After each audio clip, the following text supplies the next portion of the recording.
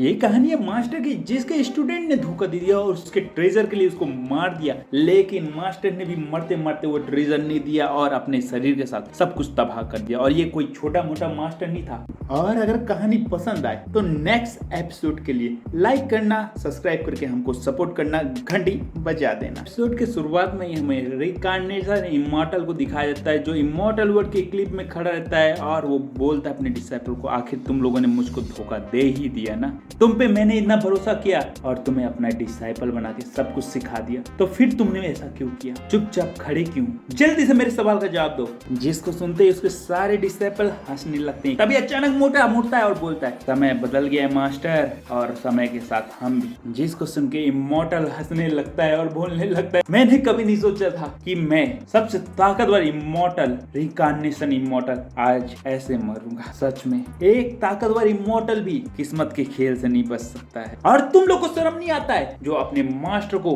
पीठ पीछे वार करके मारना चाहता है? कायरों के जैसे छुप के वार क्यों किया है? इतना सुनते ही मोटा बोलता है, जूनियर ब्रदर यून अटैक। जिसको सुनते ही यून हवा में उड़ने लगता है और सोल सेटिंग टेक्निक यूज करके अपने मास्टर पे अटैक करता है और मास्टर उसके अटैक से बचता है और तेजी से अपने स्वॉर्ड निकाल के उसके सारे ट्रेजर को तबाह करते हुए रिकार्नेशन इंपीरियर उसकी ओर बढ़ता है और अपने ट्रेजर की यूज करते हुए उसको मारने वाला रहता है। लेकिन तभी उसका सेकंड डिसाइपल मोलेंग ड्रैगन टेक्निक यूज करता है और एक ड्रैगन सबर करके सीधा रिकार्नेशन इंपीरियर के ऊपर अटैक कर देता है, जिसको अपने स्वॉर्ड से ब्लॉक करते हैं और डिफ्लेक्ट कर देते हैं और सीधा स्वॉर्ड रेन अपने डिसाइपलों की ओर करने लगते हैं। लेकिन तभी मोटा भी अपनी टेक्निक यूज करता है और अपने चारों डिसाइपल ब्रदर को एक शील्ड के अंदर रख लेता है और अपने आप को बचा लेता है, जिसके कारण मास्टर पीछे जाते हैं और इस मौके का फायदा उठा के उन लोग heavenly prisoner arena technique use करते हैं और उनको कैद कर देते हैं। और अब क्या था, सारे डिसेबल अपना असली रूप दिखाने लगते हैं और बोलते हैं, मास्टर जल्दी से 5 टर्निंग रिकार्नेशन फार्मूला हमें दे दीजिए, वरना आपके साथ अच्छा नहीं होगा। ये आखिरी मौका है, अगर आपने दे दिया तो हम आपको छोड़ देंगे, वरना आपको कुत्ते से भी ज्यादा बहुत गंदी और बेकार मौत देंगे।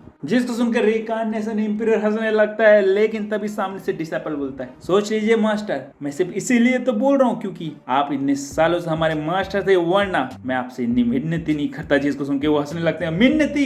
तुम मेरे से मिन्नती कर रहे हो, मेरे पीठ पीछे वार करते हो, मेरे को जख्मी करके मेरे को यहाँ कैद करते हो और बोलते हो कि तुम मिन्नती कर रहे हो और मास्टर और डिसाइपल की रिलेशनशिप की इज्जत कर रहे हो। क्या मजाक कर रहे हो? और मेरे से बड़ा चूतिया कोई और नहीं हो सकता, क्योंकि मैंने तुम लोगों को अपना डिसाइपल चुना था और सारी टेक्निक सिखाया था। जिसको सुन के मोटा बोलता है, बस बहुत हो गया, अगर मास्टर हमें टेक्निक नहीं देना चाहते तो हम उनसे छीन लेंगे। और इतना बोल के वो एक पील निकालता है जो कि ब्रेन कंट्रोल करने की पील होती है, जिसको देख के मास्टर बोलते हैं, तुम मेरे ब्रेन को कंट्रोल करना चाहते हो? कभी नहीं, ऐसा कभी नहीं हो सकता, मैं कभी ऐसा होने भी नहीं दूंगा। इतना कह के वो अपनी पूरी एनर्जी को आसमान में रिलीज कर देते हैं और अपने अंदर फ्यूजन रिएक्शन शुरू कर देते हैं, जिसको देख के सारे डिसाइपल डर जाते हैं और बोलते हैं कि ये हमें भी अपने साथ ले जाना चाहता है, जल्दी से इसको रोको वरना बहुत देर हो चुकी रहेगी। लेकिन तभी एक धमाका होता है, हमको नहीं पता कि उसके डिसाइपल खत्म होते कि नहीं, लेकिन सीन बदल जाता है। और अब क्या था, हमें एक गाँव का सीन दिखाया जाता है जहाँ पे एक गली में एक बच्चे को कई बच्चे पीटते रहते हैं और तभी वहां पीछे से एक लड़का निकलता है और बोलता है, जिंगयू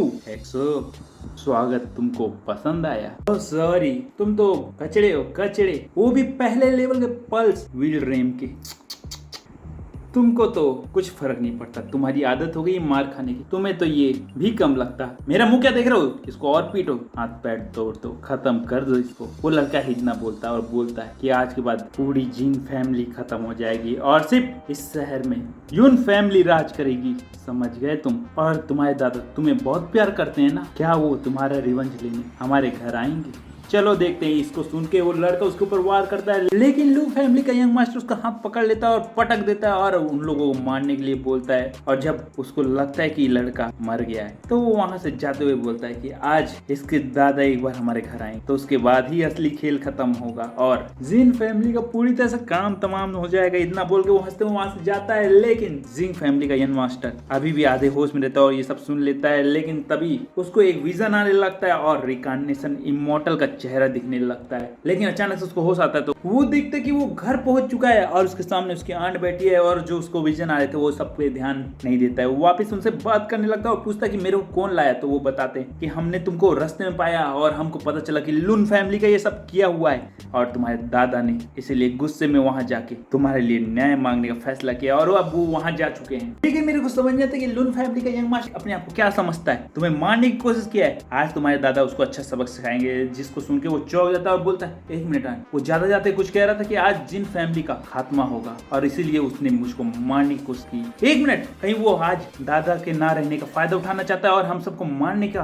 प्लान तो नहीं बनाया। तभी बाहर से आवाज आती है और वो बोलता है आंट, लगता है उन्होंने वैसा ही किया है, जल्दी से यहाँ से निकलना होगा। जिसपे उसकी आंट बोलती है हमें चिंता करने की जरूरत नहीं है और अपने बॉडी गार्ड को बोलती है कि जिन को यहाँ से ले जाने की व्यवस्था करो, मैं देखती हूँ बाहर क्या हो रहा है। और वो बाहर निकलती है तो तभी देखती है कि उसके बेटे को लून फैमिली का यंग मास्टर मार के वहीं पटक चुका रहता है और हंसता रहता है और बोलता है कि जिन फैमिली का तो आज काम तमाम होना है और वो बूढ़ा है डोगरा जो हमारे घर गया है, जब उसको ये पता चलेगा तो वो तो अपने आप ही टूट जाना है। और इतना बोल के वो अटैक करता है। लेकिन तभी जिन वहां पे आ जाता है और जिन बोलता है कि मुझको पता था कि तुम ऐसा ही करने वाले हो। जिसको सुन के लून चौंक जाता है और बोलता है अरे तुम अभी भी जिंदा रह गए हो, चलो कोई बात नहीं, अभी मैं तुम्हारा काम तमाम करता हूँ। और इतना बोल के अटैक करता है जिसको उसकी आंट हटा के बचा लेती है। लेकिन आंट के ऊपर वाइप लग जाता है जिसकी वजह से खून निकलने लगता है, जिसको देख के जिन को अजीब से सपने आने लगते हैं। और इधर आंट और उसके बच्चे को वो लून फैमिली का मास्टर मारने लगता है। बहुत सारी आवाजें उन लोगों की गूंजने लगती है जिसके कारण जिन के सर को दर्द होने लगता है और चारों ओर से स्पिरिचुअल पावर उसके अंदर आने लगती है। और तभी उसको अपने पास्ट लाइफ की विजन आने लगती है और फाइनली उसको याद आता है कि वो कौन है, वो कोई और नहीं सबसे ताकतवर रिकार्नेट इमॉर्टल रहता है। और जैसे उसको ये याद आता है वो एक एनर्जी रिलीज करता है, उसकी आंख चमकती है और वो लून फैमिली के यंग मास्टर का वाइफ पकड़ लेता है। और अब क्या था, जिन उसको अपनी ओर खींचता है और एक जबरदस्त मुक्के से लिन फैमिली के यंग मास्टर को दूर फेंक देता है और फाइनली वो जाग चुका रहता है। और इसी साथ एपिसोड खत्म होता है। तो अगले एपिसोड के लिए कमेंट में बताना है और लाइक सब्सक्राइब घंटी बजाओ।